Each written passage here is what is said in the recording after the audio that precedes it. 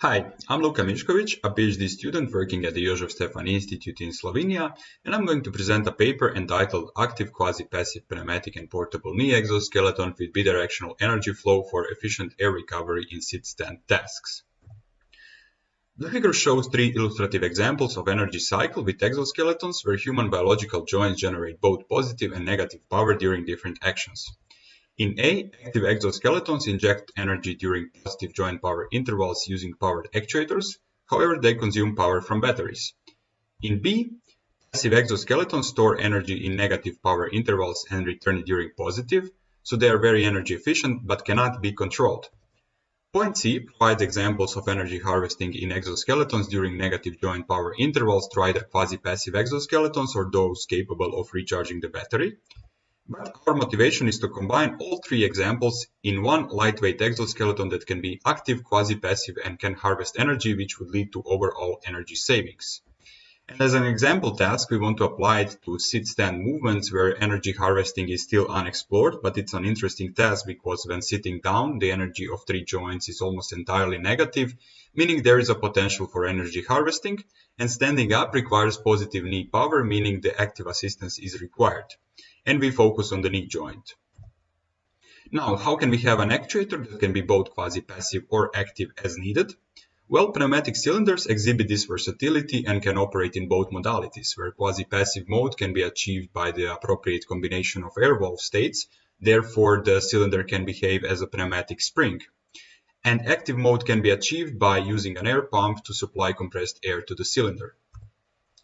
This idea was used to design a pneumatic fully portable knee exoskeleton that can be active or quasi-passive, and the total weight is 3.9 kilograms with a maximum torque of 20 Newton meters. The actuator unit is positioned parallel to the thigh, and in the joint there is an absolute encoder to measure the rotation angle and a force sensor to measure the cylinder force. It further has a pneumatic cylinder, a pneumatic artificial muscle, which serves as a soft air tank, and there are two air solenoid valves.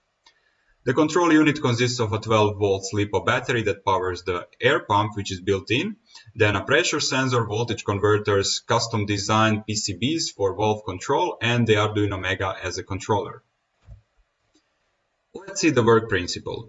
In transition from standing to sitting, the knee angle changes in the opposite direction of the biological knee torque, resulting in negative knee power and indicating power absorption. Here the exoskeleton is set to operate in quasi-passive mode, behaving similar to a passive air spring. The compressed air in the pneumatic cylinder produces torque in the same direction as the biological muscles and assists the user while absorbing some of the biological knee power in the form of compressed air. Now the user is sitting and the part of regenerated compressed air is stored in the pneumatic artificial muscle, and the exoskeleton is set in transparent mode to allow unobstructed sitting. The air pump adds additional compressed air which can be adjusted to the desired pressure depending on the required assistance. Standing up requires positive biological knee power since the knee angle changes in the same direction as the biological knee torque, and compressed air stored from before plus the added air from the air pump is now released from the pneumatic artificial muscle to the pneumatic cylinder to actively assist the user and reduce the portion of total biological knee power produced by muscles. Finally, the user stands up and the cycle is complete. Now let's see how these pneumatic multimodalities look like on the exoskeleton. So the figure shows the pneumatic circuit. There are four possible states which are determined by valve positions. Valves can be either in position 1 or position 2, and for different combinations we achieve different states. Hold air transparent means that the transparent motion of the cylinder is enabled and air is kept in the pneumatic artificial muscle. Torque refers to the active mode of operation where the compressed air is released in the cylinder, and quasi-passive achieves a behavior similar to a passive air spring. This is what I'm demonstrating in a video.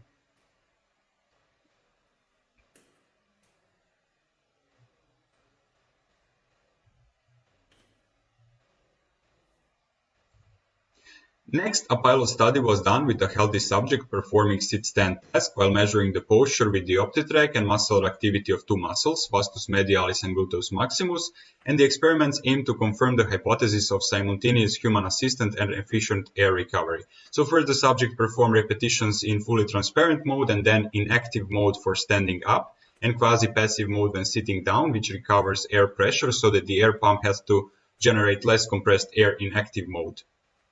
The controller is a deterministic finite state machine implemented in Simulink, therefore the state changes according to the thresholds from sensors.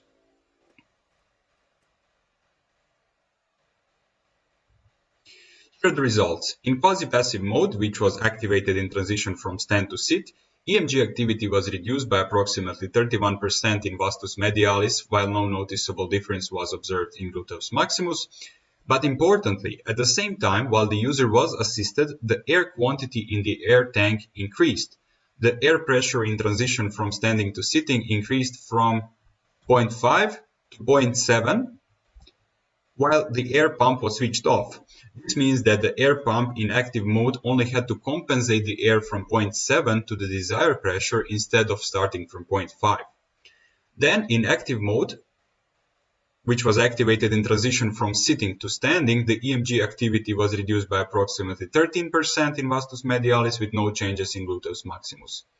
Therefore, implementation of such energy recovery saves electricity to power the air pump and extends the exoskeleton operation by approximately 27% with the maximum sit-stand frequency of the exo. To conclude, the work presented a portable pneumatic knee exoskeleton that operates in quasi-passive and active modes. The quasi-passive mode uses a combination of valves to achieve air spring behavior and is used for sitting down while recovering air. And the active mode uses a built-in air pump to generate active torque, which is used when standing up. The results show that the exoskeleton can recover energy and extend the operation by approximately 27% while reducing average muscle activity by 31% approximately. Thank you for your attention, and I would like to thank my co-authors for their contribution.